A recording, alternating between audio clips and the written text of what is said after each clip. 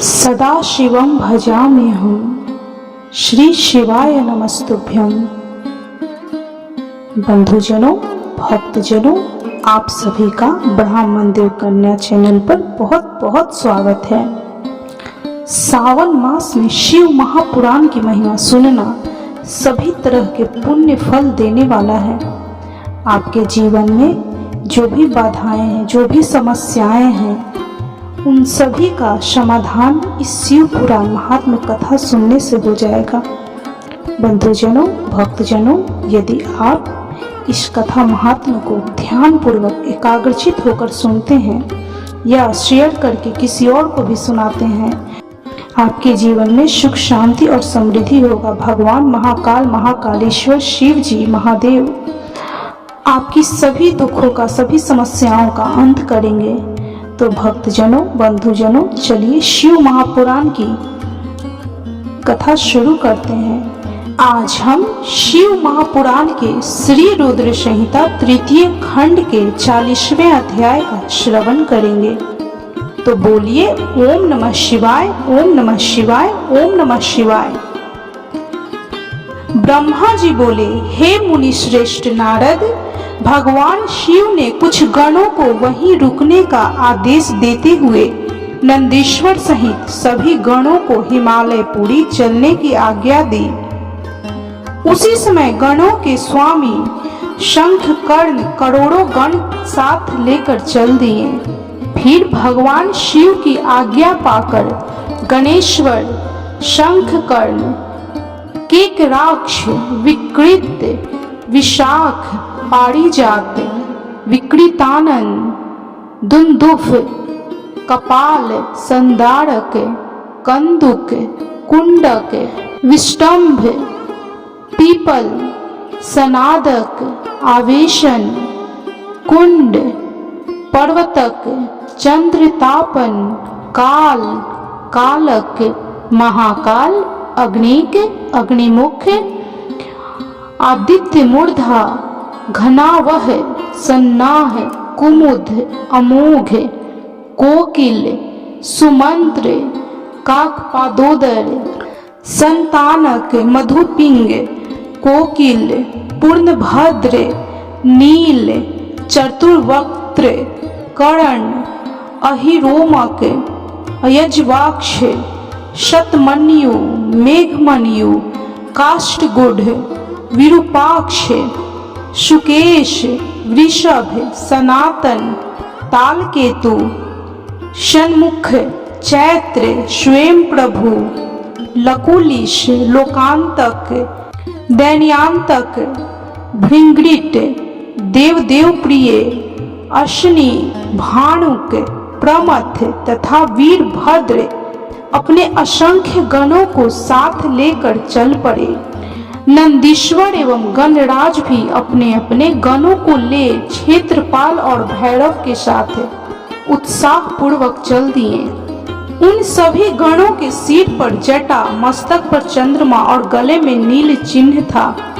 शिव जी ने रुद्राक्ष के आभूषण धारण किए हुए थे। शरीर पर भस्म शोभायमान थी। सभी गणों ने हार, कुंडल, केयूर तथा मुकुट पहने हुए थे।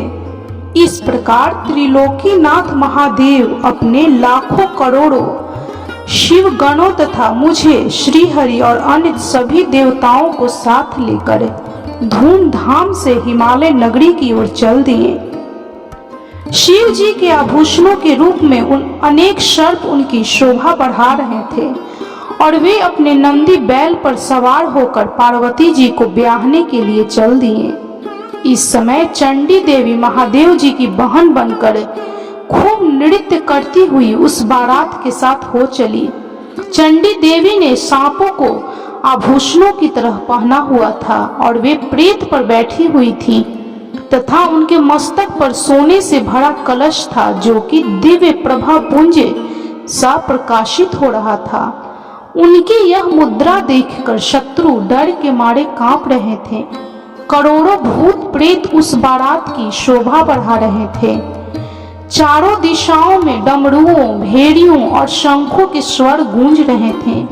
उनकी ध्वनि मंगलकारी थी जो विघ्नों को दूर करने वाली थी। श्री हरि विष्णु सभी देवताओं और शिव गणों के बीच में अपने वाहन गरुड़ पर बैठकर चल रहे थे। उनके सिर के ऊपर सोने का छत्र था।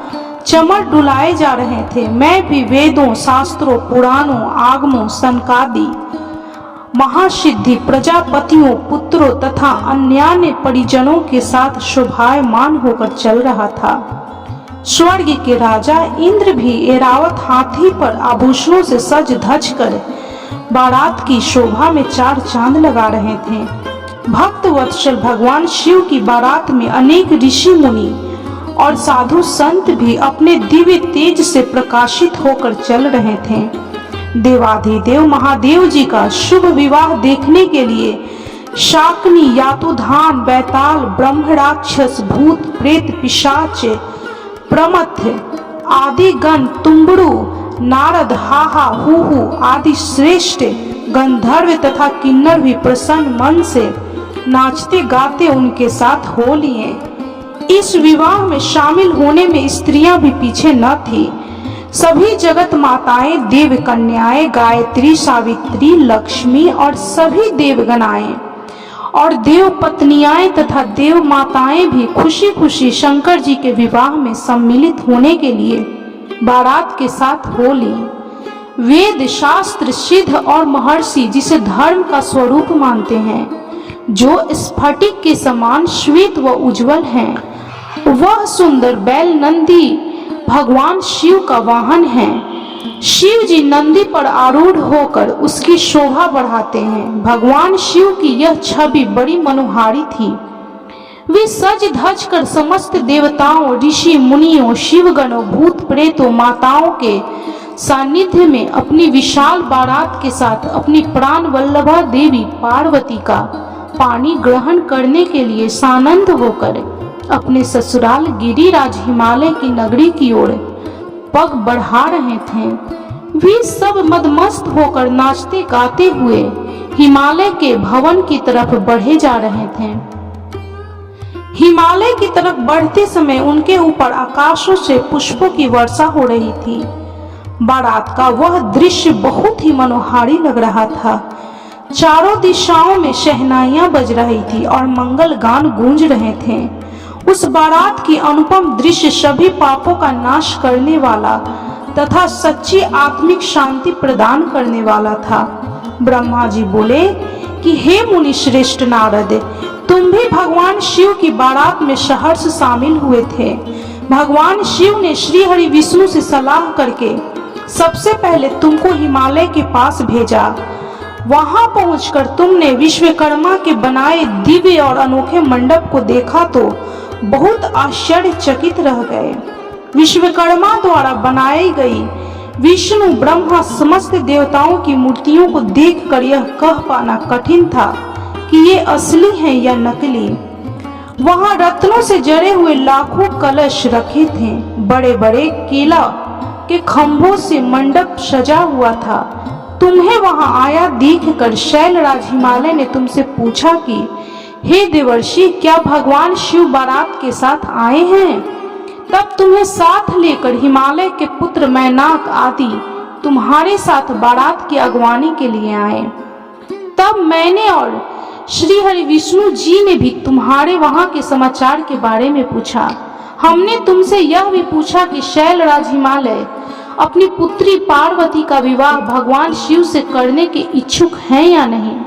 कहीं उन्होंने अपना इरादा बदल तो नहीं दिया है। यह प्रश्न सुनकर आप मुझे विष्णु जी देवराज इंद्र को एकांत स्थान पर ले गए और वहां जाकर तुमने वहां के बारे में बताना शुरू किया। तुमने कहा कि हे देवताओं, शैलराज हिमालय ने शिल्पी विश्वकर्मा से एक ऐसे मंडप की रचना करवाई है जिसमें आप सब देवताओं के जीते जागते चित्र लगे हुए हैं। उन्हें देखकर मैं तो अपनी शुद्ध बुद्धि ही खो बैठा था। इसे देखकर मुझे यह लगता है कि गिरिराज आप सब लोगों को मोहित करना चाहते हैं। यह सुनकर देवराज इंद्र भय के मारे कांपने लगे और बोले कि हे लक्ष्मीपति विष्णु जी, मैंने त्वष्टा के पुत्र को मार दिया था, कहीं उसी का बदला लेने के लिए मुझ पर विपत्ति ना आ जाए। मुझे संदेह हो रहा है कि कहीं मैं वहां जाकर मारा न जाऊं। तब इंद्र के वचन सुनकर श्री हरि विष्णु बोले कि इंद्र, मुझे भी यही लगता है कि वह मूर्ख हिमालय हमसे बदला लेना चाहता है, क्योंकि मेरी आज्ञा से ही तुमने पर्वतों के पंखों को काट दिया था। शायद यह बात आज तक उन्हें याद है और वे हम सब पर विजय पाना चाहते हैं, परंतु हमें डरना नहीं चाहिए। हमारे साथ तो स्वयं महादेव जी हैं, भला फिर हमें कैसा भय। हमें इस प्रकार गुपचुप बातें करते देखकर भगवान महादेव जी ने लौकिक गति से हमसे बात की और पूछा कि हे देवताओं, क्या बात है, मुझे स्पष्ट बता दो। शैलराज हिमालय मुझसे अपनी पुत्री पार्वती का विवाह करना चाहते हैं या नहीं? इस प्रकार यहाँ व्यर्थ बातें करते रहने से भला क्या लाभ है? भगवान शिव के इन वचनों को सुनकर नारद तुम बोले कि हे देवाधिदेव महादेव शिव जी, गिरिजा नंदिनी पार्वती से आपका विवाह तो सुनिश्चित है, उसमें भला कोई विघ्न बाधा कैसे आ सकती है? तभी तो शैलराज हिमालय ने अपने पुत्रों मैनाक आदि को मेरे साथ बारात की अगवानी के लिए यहाँ भेजा है। मेरी चिंता का दूसरा कारण है प्रभु, आपने मुझे हिमालय के यहाँ बारात के आगमनी की सूचना देने के लिए भेजा था। जब मैं वहां पहुंचा तो मैंने विश्वकर्मा द्वारा बनाए गए मंडप को देखा। शैलराज हिमालय ने देवताओं को मोहित करने के लिए एक अद्भुत और दिव्य मंडप की रचना कराई है। आपको यह जानकर आश्चर्य होगा कि वे सब इतने जीवंत हैं कि कोई भी उन्हें देखकर मोहित हुए बगैर नहीं रह सकता। उन चित्रों को देखकर ऐसा महसूस होता है कि वे अभी बोल पड़ेंगे। प्रभु, उस मंडप में श्री हरि ब्रह्मा जी, देवराज इंद्र सहित सभी देवताओं, ऋषि मुनियों सहित अनेक जानवरों और पशु पक्षियों के सुंदर व लुभावने चित्र बनाए गए हैं। यही नहीं, मंडप में आपकी और मेरी भी प्रतिमूर्ति बनी है, जिसे देखकर मुझे यह लगा कि आप सब लोग यहाँ न होकर वहीं हिमालय नगरी में पहुँच गए हैं। नारद, तुम्हारी बातें सुनकर भगवान शिव मुस्कुराए और देवताओं से बोले, आप सभी को भय की कोई आवश्यकता नहीं है। शैलराज हिमालय अपनी प्रिय पुत्री पार्वती हमें समर्पित कर रहे हैं, इसलिए उनकी माया हमारा क्या बिगाड़ सकती है। आप अपने भय को त्याग कर हिमालय नगरी की ओर प्रस्थान कीजिए। भगवान शिव की आज्ञा पाकर सभी बाराती भय मुक्त होकर उत्साह और प्रसन्नता के साथ पुनः नाचते गाते शिव बारात में चल दिए। शैलराज हिमालय के पुत्र मैनाक आगे आगे चल रहे थे और बाकी सभी उनका अनुसरण कर उनके पीछे पीछे चल रहे थे। इस प्रकार बारात हिमालय पूरी जा पहुंची। इस तरह शिव महापुराण के श्री रुद्र संहिता तृतीय खंड के 41वें अध्याय तक की कथा संपन्न हुई। तो बोलिए, कर्पूर गौरम करुणावतारम संसार सारम भुजगेंद्र हारम सदा वसंतम हृदय रविंदे भवम भवानी सहितम नमामि। ओम नमः शिवाय, ओम नमः शिवाय, ओम नमः शिवाय। आप भी इस शिव भक्ति की कथा अवश्य सुने। इस कथा को सुनने से आपके मन की जो भी मनोरथें होंगी भगवान पूर्ण करेंगे। आपके जीवन की सभी समस्याओं का भगवान शिव महाकालेश्वर समाधान करेंगे। तो बोलिए, कर्पूर गौरम करुणावतारम संसार सारम भुजगेंद्र हारम सदा वसंतम हृदय रविंदे भवम भवानी सहितम नमामि। ओम नमः शिवाय, ओम नमः शिवाय, ओम नमः शिवाय। भक्तजनों, बंधुजनों, यदि आपको शिव महापुराण की यह कथा अच्छी लगी हो तो कृपया वीडियो को लाइक, शेयर और सब्सक्राइब जरूर करें और कमेंट में हर हर महादेव, ओम नमः शिवाय, जय महाकाल जरूर लिखें।